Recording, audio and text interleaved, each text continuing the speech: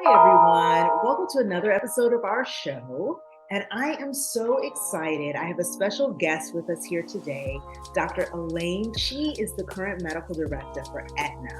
That's right, the large insurance carrier. And she has a wealth of experience. So she's had over 10 years of experience managing over thousands of complex workers' comp cases. She's an executive physician leader. She has advised on global regulatory and legislative compliance issues. And overall, she's just an employee health and well-being expert. She's a powerhouse. So Dr. Tonel, I'm so happy to have you here with us today. How are you? I'm really great. Thank you for having me. I'm really excited to speak Well, to we your are so audience. pleased to have you with us today. And I'm just going to jump right in and have you tell our audience what kind of led you, or could you tell us a little bit about your current role within the occupational health space? Sure. It's kind of a long-winded story, but I'll give you the short story of it. I actually first started in family medicine. So I trained in family medicine residency, and I was going to just work in the family medicine clinic. But in my last month of family medicine residency, I got introduced to occupational health. And it opened my eyes to kind of a world of opportunity to help populations, more, populations of employees. And the reason why I was really attracted to it is because em- health for a worker is so important. So when an employee gets injured or ill, it has such a profound effect on their livelihood and subsequently their families, the well-being of their families and also for their community at large. So the fact of being interested in trying to optimize function, helping people be their most optimal selves, so they could flourish in their work, their family, and their community is really what drew me to occupational health. And so now you're working as the medical director at Aetna, one of the largest insurance carriers in the country. Yes. Could you tell us a little bit about your work with Aetna and what projects you're currently working on? Sure. Yeah, so previous to that, I was working mainly on the workers' compensation space, but now I've moved over to the group health space, which includes like a large population of patients. And so my role is I'm the medical director for the Mountain States region, which is Nevada, Montana, Utah, um, and Wyoming for commercial members and Medicare members for Aetna. So, Aetna is one of the largest group health insurers in the nation.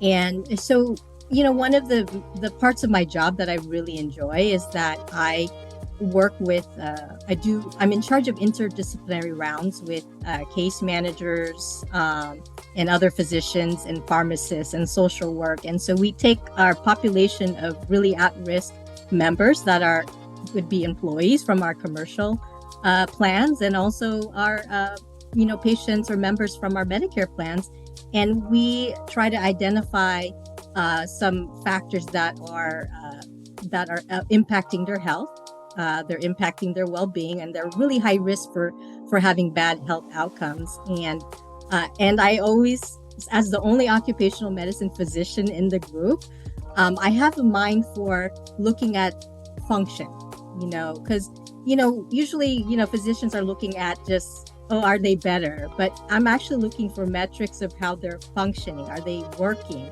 Are they interacting and engaging with family? Are they engaging in their hobbies? I'm also looking at well-being factors. Do they have any issues with mental health? And then social determinants of health. Are they having any issues with getting enough food? Do they have transportation? Are they able to afford their medication? And so I'm really fortunate that I have a team of people that we can get resources from, and Aetna has a whole sort of resources around that we can actually address these issues that look at the total health of a member. And so I use my occupational health hat all the time because I'm always looking at function and metrics for well-being as the outcomes that we're looking for. Well, I think that's beautiful, the way that you can look at cases through a different lens. Do you find that the other providers on the team who don't have the Opt Health lens appreciate this vantage point, which is very different than how we're trained in medical school and residency? Yeah, I think they appreciate it because it brings another insight into the discussions, because most of the insights are just the medical part, so yeah, what are the medicines they're on? Are they compliant with medications? But there's a lot of underlying issues that drive, why someone is not at optimal health. And oftentimes it's really, the person's motivations. It's also their environment is a big thing, their family situation, and of course, mental health is a big driver of the outcome. So every time we do discuss cases, I always say, let's slow down. I ask about those questions, so I get to know what is in that member's life that's impacting their health, because oftentimes those are the biggest driver and not necessarily the medical part. They go hand in hand, and without addressing those issues, we're not going to get nearly the optimal results that we want. Well, I love that you say that, because as we were going through the core of the pandemic, one of the thoughts I kept having was, but we're not addressing our underlying health as a nation, right? We're obese, we have diabetes, we have hypertension, we have asthma. And so all of these things are putting us at a higher risk of having poor outcomes if we contract COVID. And you said that Aetna has resources to help address some of these things. So what do you all do if a patient has or lives in a food desert? Are there resources where Aetna will help bring food to that member? How does Aetna try to address that? Yeah, especially in those rounds when we identify those patients, we have social work. So, of course, physicians, we don't know everything, like all the benefits that a member has, but with our social work team, they understand, they know what the community resources are. They also, at the same time, they can look at the members' benefits to see what they're eligible. And then, it's really a team effort. And we also have our case managers, our nurse case managers, that are always in contact with the members to identify those issues and to explain the benefits they have and encourage them to use the benefits and kind of hold their hand through the process. So it's really a team effort that everybody is looking towards the same outcome for, to get the most optimal health for the member, the patient. So yeah, you have to depend on everyone on our team that's subject matter expert. Well, Dr. Tonel, so often insurance companies get a bad rap for not caring about patients. What have you seen on the corporate side that speaks contrary to that? Because to me, if my insurance carrier is actually paying attention to where I live and whether or not I have access to food, that seems like a great insurance carrier. Right. Yeah. Yeah, I think, unfortunately, insurance carriers have a bad rap because there's so much regulatory requirements that an insurance carrier has to follow. And so some of those things are, it's the members or the healthcare providers don't understand the challenges that come with that. And then also they have to manage resources and the amount of money that goes into taking care of the population of patients. But at its core, like I could speak for Aetna, and other insurance companies that I work for, they really do care about the outcome of the member. And, often, despite the challenges that we have, that is foremost in the minds of the vision or the values that the company has. So, but unfortunately, the regulatory and some of the rigid things kind of get in the way. But especially if an insurance carrier employs physicians, I think when the physicians are in there, because we understand what's going on with the patient or the member, we've been in the front lines, we've taken care of patients, and we understand the challenges. That's why we have a physician there to provide that nuance that gives a face to the patient. And so that we always have the patient foremost in our mind and the outcome. So so I think it's always a good idea to see if your carrier, that they have physicians employed there as subject matter experts. They truly do care about the outcome. That's an excellent point, because the majority of physicians at our core, we care about people. That's why we entered the field in the first place. And so to know that it's not just an administrator who's making these decisions behind a closed door, that this is your family physician who remembers what it was like taking care of you and is now in a position to influence policies and change, that's very powerful. Yeah, and that's what I enjoy, that I can provide some expertise so things could go smoother for the member. We can get things that may be outside the box, that insurance companies don't think about. But because I have a physician hat, and they know that I'm knowledgeable and have expertise, things can go faster. We can get more things done, and we could change policy. We could change the way things are done. So I think that's the most rewarding part. Now, Dr. Tonel, you have a very expansive career, and you've seen how different companies handle the return to work process as it pertains to workers' comp. What are some of the pitfalls that you've seen? Yeah, so I have worked with a lot of employers and a lot of carriers, and one of the major pitfalls that I see is the assumption about what it means when an injured employee is resistant to return to work.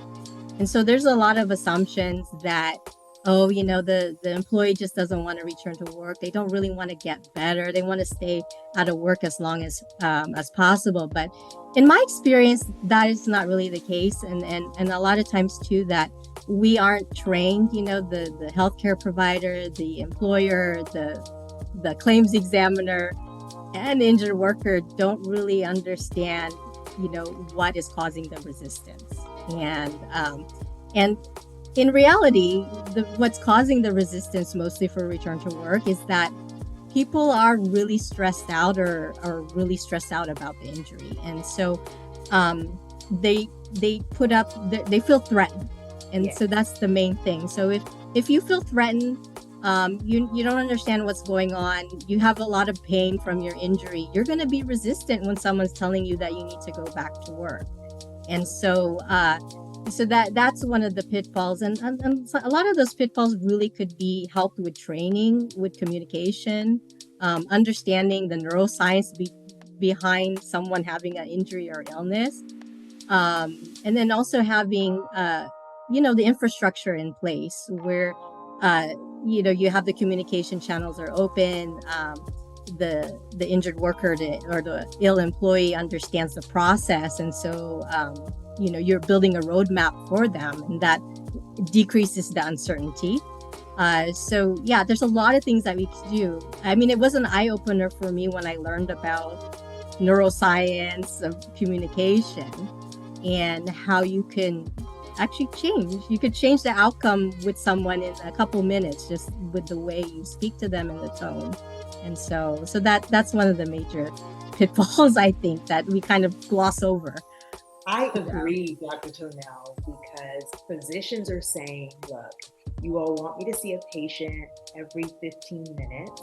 There's not enough time for me to do all of this explaining. And so a lot of us are rushing in the room, rushing out, and leaving the patient in the dark. Yeah. One of the things I talked about a lot is we're going to have to make some time to explain this to patients, because it will make or break the success of the case. Right. It often takes a couple minutes for you to break a case. So, oftentimes if I, speak to employers or train employers about this, it's really the first 5 minutes when someone has an injury. So like if an employee has an injury, then you have to have your communication spot on, right in that first 5 minutes. And then also when I'm seeing patients in the clinic, my biggest thing is like, let me build this rapport and trust. That's my number one foremost thing to do first. because it helps everything go smoother and also decreases the threat response in the employees. And so they feel remarkably better, after just, speaking to them in a supportive way. Right, because they feel like they have an advocate, Right. that you respect them, that you listen to them, and that we're on the same team. Yeah. So, and there are challenges in the clinic doing that. So yeah, I totally agree with having more of that time, to go over that with the injured employees, and I think employers, they may have more of that time, perhaps, when they're onboarding. I almost think of it like an onboarding process that they do when someone gets injured.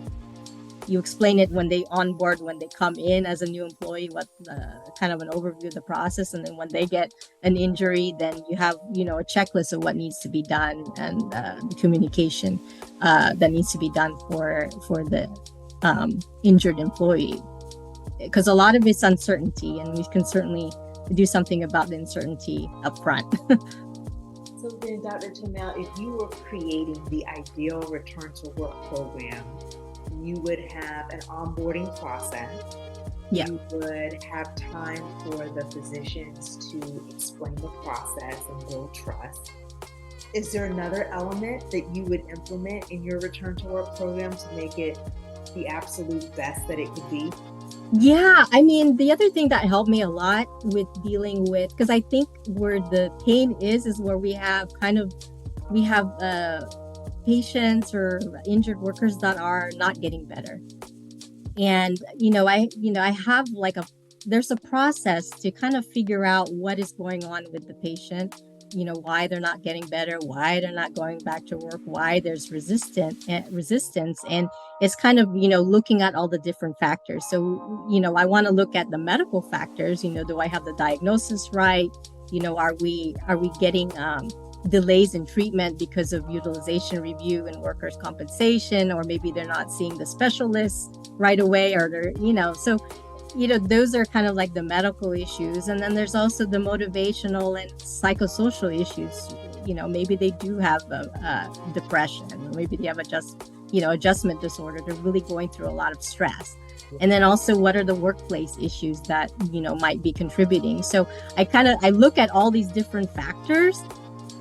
So if an employer, healthcare provider, claims examiner, kind of goes over kind of like this checklist to make sure that we are actually addressing everything. We're finding the root cause is the main thing, and we're staying curious about what's going on instead of making assumptions of why someone's not recovering. Then we find more solutions that will work, and I think that's what I found most helpful. And then the other thing too is that it's a team-based advocacy approach. Everybody has to be involved. You have to be all on the same page with your healthcare provider, the occupational medicine clinic that you work with, your workers' comp carrier and the claims examiner or claims contact that you have, the injured worker, and then also the employer contact that's directly in contact with the injured worker and also with the carrier. They all have to be on the same page. And also, it's really good to be discussing cases on roundtables on a regular basis, at least quarterly, especially for those cases where the employees are not back to work, where it seems like the case has stalled. So, well, you said a couple of things that just reminded me of my time in the military. So before pilots take off, there's a prepare to fly checklist that they have to run. So there's not this nebulous, we pull a little from here, we pull a little from here. It doesn't matter how many years you've been flying. Everyone has to run the same checklist before every flight.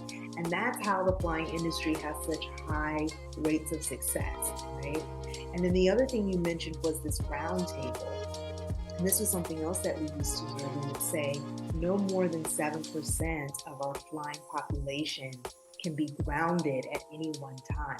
And so we would have a weekly meeting to make sure that we were meeting that metric and discussing those challenging cases and the barriers to getting that pilot back up in the air. And so I think adopting that within your organization is huge. Yeah, it's huge and not easy to implement. Yeah. And I think, the healthcare providers at occupational medicine clinics, that would be another avenue for, service that they could provide, being part of those roundtables. Yes. It'd be a great thing. Mhm. Yeah. Wow. Well, Dr. Tonel, so many insightful pearls given today during our discussion. If people would like to work with you or find you on LinkedIn, possibly get some more information, where can they find you? Yeah, I am on LinkedIn, so I'm pretty active. I do post things on LinkedIn, at least monthly or every couple weeks. So sometimes I put some tidbits in there about um, positive psychology, return to work, or workers' compensation and mental health. And that's what I usually put in there, just because those are things that I'm passionate about. Dr. Tonel, we appreciate your time today. Thank you. Thank you for having me. Until next time, take care. Thank you.